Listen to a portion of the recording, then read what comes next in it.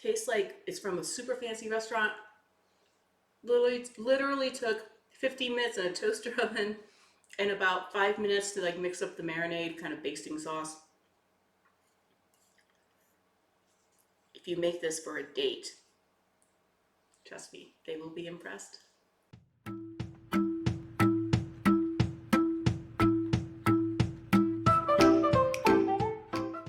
Seriously, this is one of my favorite salmon dishes. It's a miso salmon that you can make in a toaster oven. You could totally put it in your oven as well. But I, as you know, I'm trying to do this whole series about how you can cook without having to rely on a big old oven, something that you can make if you're living by yourself. I've got two fillets of salmon already kind of sitting by and just waiting. I've already kind of made sure there are no bones in it. And I've actually also removed the skin because this is not like fried in the frying pan. While that's sitting, we're gonna go ahead and make our baste, which is not really a marinade. You're not marinating this, but you're basting the salmon while it's cooking in the toaster oven or in a regular oven. And we're gonna start with 2 tablespoons of hot water. I just put this in the microwave for like 30 seconds.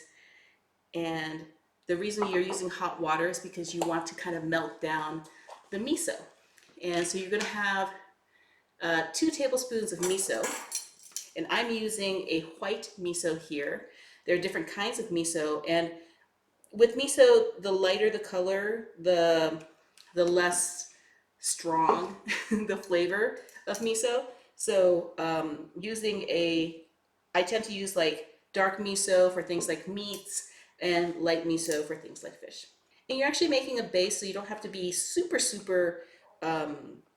exact with your measurements. This isn't like when you're baking. So if you're a little bit off on your measurement, you got a little bit of space there, you're a little bit over, that's totally okay. 2 tablespoons of white miso in 2 tablespoons of hot water. And you're just gonna kind of emulsify the miso so you don't get big old lumps in the hot water. To this, you're going to add 2 tablespoons of a light brown sugar. Again, I use dark brown sugar for things where I want like a really heavy sweet flavor, but because you just want something that's a little bit on the sweeter side here, but not overwhelmingly sweet, I'm using a light brown sugar. So 2 tablespoons of light brown sugar go in there. And again, we're gonna mix that up some more. A lot of Japanese dishes have, you know, like the regular ingredient list of mirin and soy sauce and sake. This doesn't have that. It's literally just miso, sugar, and soy sauce. So make sure that, you know, I think my only recommendation here is use a really good high quality soy sauce. You're going to add 2 tablespoons. This is so easy, right? Like it's such an easy measurement to remember. It's 2 tablespoons of brown sugar, 2 tablespoons of miso, 2 tablespoons of soy. 1 and 2.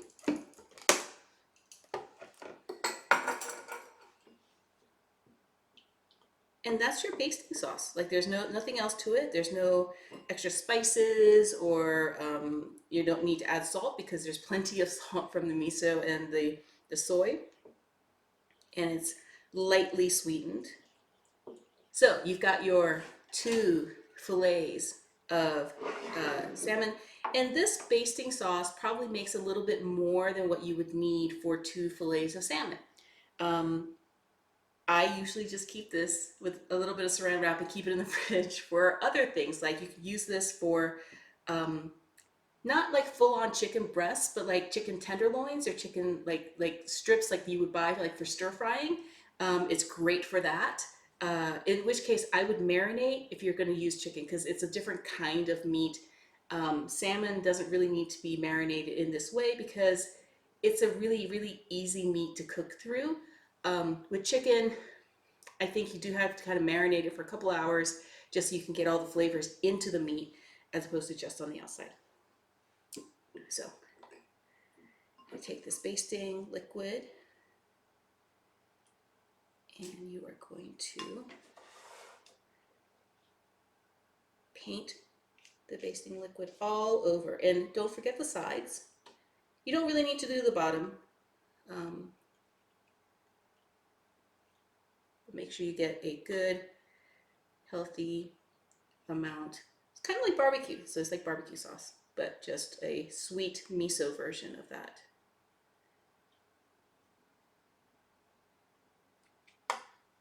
Okay, and once you've gotten all the sides, it's okay if you get a little, you know, that's kind of leaked over to the parchment paper. It'll get sticky because it'll cook on the parchment paper, but I think that's okay.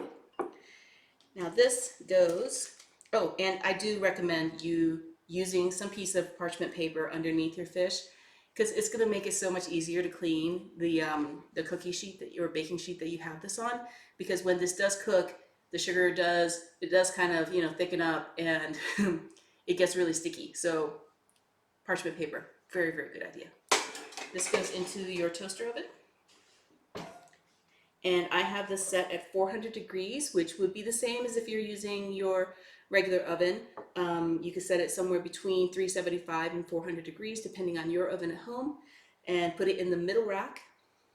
And you're going to go ahead and set it for roughly 10 minutes. Now, every toaster oven, like I've said in other episodes, is a little different. Some of them are kind of calibrated wrong, you know, like especially older ovens. So start at 10 minutes. You may have to go a couple minutes over, but the nice thing about salmon is cooking it completely all the way through makes it a little on the dry side. So if you want to err on the side of like medium rather than like well done, I think you're gonna find that the fish is soft, it's succulent, it's got this like amazing miso / teriyaki kind of glaze on it. I can't wait to eat it. So you're gonna go ahead and pull it out. You could kind of see how it started to get a little caramelized on top from the sugar, and it's sizzling. And then you're gonna go ahead and add another layer.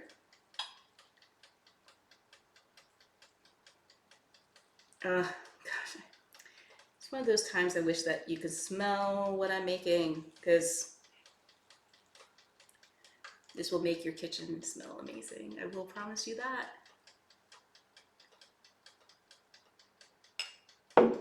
And back in it goes.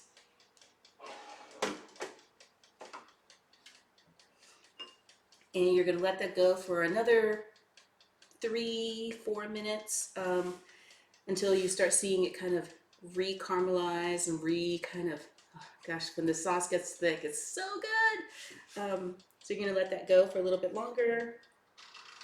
I'm gonna add a couple more minutes. Okay, so we're kind of like on the last 2 or 3 minutes of cooking. I actually added like about 5 more minutes to cooking time because of that thicker fillet.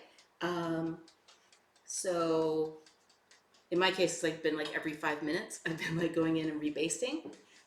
So this is my third and final basting, and you can totally tell how caramelized it's getting in there.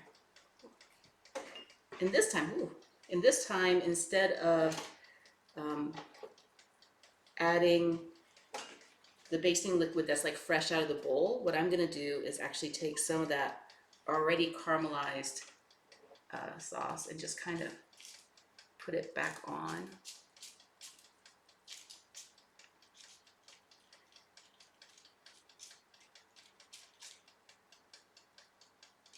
Because it is, I think it's kind of basted enough for me. You can do a third full basting if you'd like, but this is looking pretty good. And that goes back in just for the last few minutes of cooking. And this, you can use, you know, there's nothing raw, there are no raw ingredients in this, so you can use this and put this in like a little serving dish at your table if your date, or if you want to add a little bit more of the basting liquid on top as the sauce. I haven't found that that's necessary because it is a pretty strong kind of like miso barbecue sauce. So what I'll do is I'll actually use this and put like some chicken strips in there, and then I'll let that marinate overnight, and then tomorrow I'll put those in the toaster oven and have that with some rice, or you can put it in a taco. You can so many things that you can do with like a more like a Japanese fusion kind of ingredient. So yeah, so this I don't throw away. I put in the fridge to use for a different recipe. And we're back. I cleaned everything up. I put the toaster oven away over there. Got a nice bowl of white steamed short grain rice, the typical Japanese rice, although you can totally use whatever rice you like. So you can use like a jasmine, or I think a basmati might be a little too kind of loose. Short grain rice is great. Short grain rice is great for picking up with chopsticks. So bowl of miso soup, and I just have some chilled Japanese cucumbers that are just kind of sliced kind of diagonally, just so that there's a little bit of fiber going on in our meal.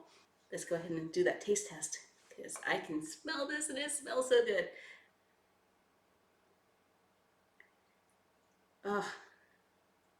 It is cooked all the way through, and it's soft, like it's not dry.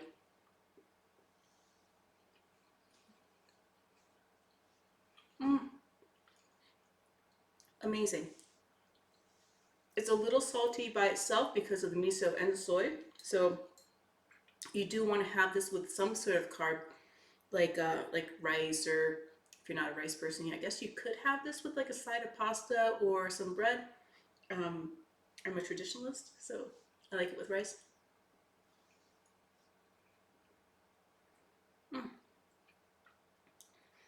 15 minutes for a fillet that's this thick seems to be the right length of time, where you don't kind of overcook it and make it really dry, but you also don't have any like that raw salmon on the inside, which some people like, but it doesn't flake that well when it's uncooked through. So this is like a nice kind of medium.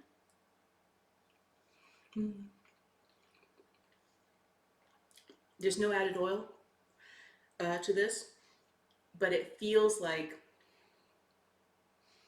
it's been cooking all day. Like it's just so soft. It melts in your mouth.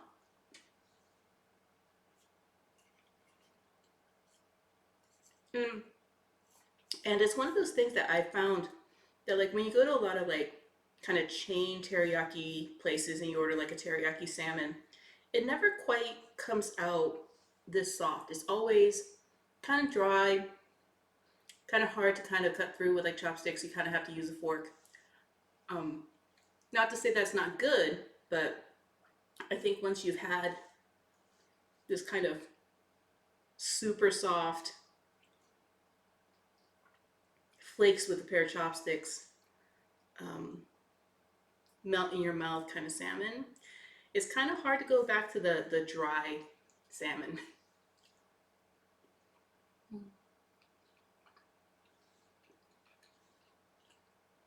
Tastes like it's from a super fancy restaurant. Literally took 15 minutes in a toaster oven and about 5 minutes to like mix up the marinade kind of basting sauce. If you make this for a date, trust me, they will be impressed. They'll think you ordered it from like delivery and just kind of replated it. It's that good. So I'm gonna keep eating this, make this my dinner for the day. I hope you enjoyed this episode of, oh gosh, so good, this miso teriyaki salmon.